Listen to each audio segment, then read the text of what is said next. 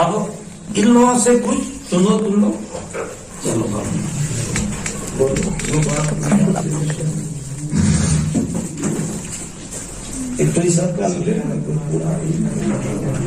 Respected teachers and my dear friends, तो जैसे sir ने कहा, मैं भी यहाँ पर ही आप लोगों के साथ आप लोगों के जैसे बैठ करके पढ़ाई किया करती थी, और तभी ऐसा लगता था कि शायद कुछ करेंगे।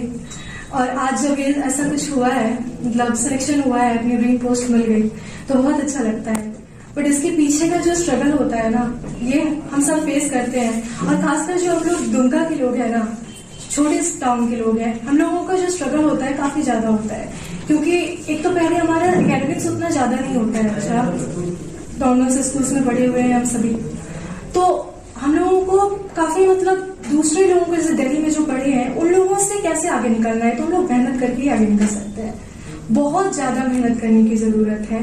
और मेहनत ही सिर्फ नहीं, कंसिस्टेंसी मेंटेन करना है। ऐसा नहीं है कि आज पढ़ाई कर ली, कल नहीं की, फिर परसों करेंगे।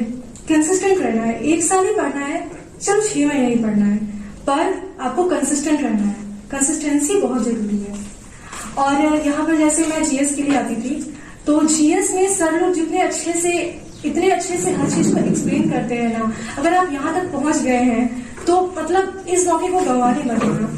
सर जितना भी टाइम आपका 6 महीना या 1 साल, जितना भी टाइम आप लोगों को यहाँ पर पढ़ाई करनी है, अच्छे से नोट्स बनाओ, उसको घर जाकर के अच्छे से रिवाइज करो। सर जितने अच्छे से एक्सप्लेन करते हैं उसको अच्छे से समझ लिए, उसके बाद जाकर के बुक से, नोट से या किसी भी चीज से आप लोगों को अच्छे से समझना है, उसको revise time to time revise करना है। और एक टाइम के बाद जब हो गया तो उसके बाद खुद से रिवीजन करना है। मैं जब यहाँ पढ़ती थी तो कई लोग बोलते थे कि सर अब सिलेबस कंप्लीट हो गया, अब रिवीजन करा दो।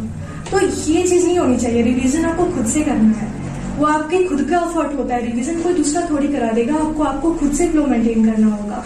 सर ने इतने अच्छे से आपको सब कुछ एक्सप्लेन कर दिया, अब आपको खुद से मेहनत एफर्ट डालना पड़ेगा। टीचर आपको एक गाइडेंस दे सकते हैं, आपको अगर एफर्ट नहीं डालोगे तो किसी टीचर के भरोसे फिर आप जो आपका लक्ष्य है उसके तक नहीं पहुंच पाओगे। वो उन्होंने अपना मेहनत कर दिया, अब आपको अपना मेहनत करना है। इसी तरीके से मैथ हो गया, मैथ में भी वैसे ही पूरी प्रैक्टिस, आपको प्रॉपर प्रैक्टिस करनी है, एक एक क्वेश्चन को बनाना है। अगर लगता है कॉन्सेप्ट क्लियर नहीं हुआ तो कॉन्सेप्ट क्लियर कीजिए।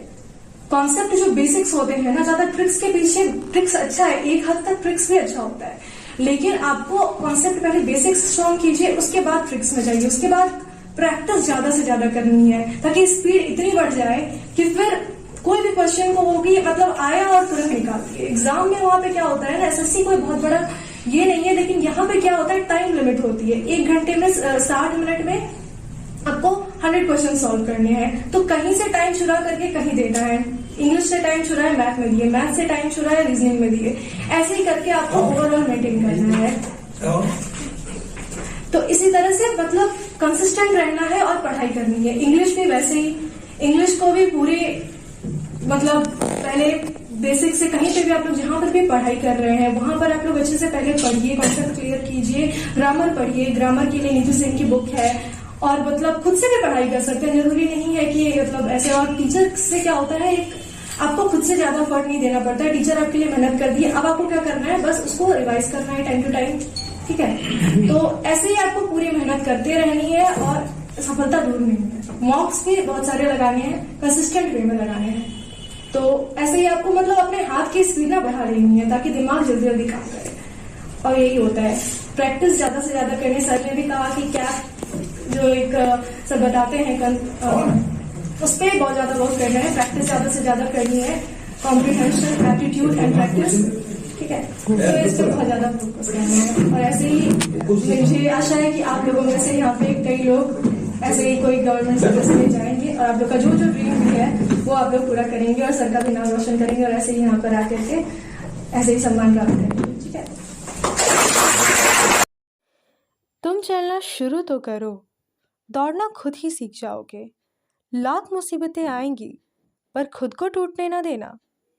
कह देना उन चुनौतियों से, तुम मेरे सपनों से बड़े नहीं हो सकते, मैं ही जीतूंगा। और उस दिन के बाद तुम्हें तुम्हारी मंजिल तक पहुंचने से कोई नहीं रोक सकता।